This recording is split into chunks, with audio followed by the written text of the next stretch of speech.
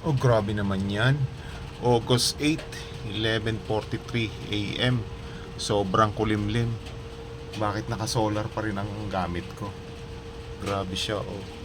So, ito yung ano namin, solar sa loob ng bahay. So, yan, oh. Yung ating ATS, naka-solar yan, solar mode. And, nag-generate pa rin siya or kumukuha pa rin siya ng charge sa kulimlim na araw. So, yan.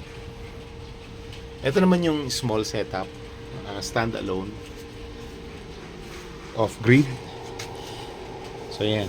Nagpa-power naman siya ng ating rep. Ayan, ha.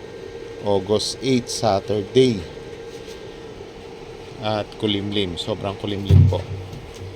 Ayan, oh. Kasaksak yung ating freezer. Yung freezer na yan.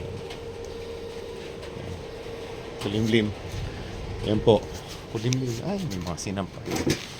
O, umuulan. Kulimlim. O. So, yan.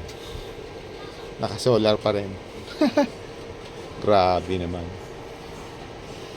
Yun lang.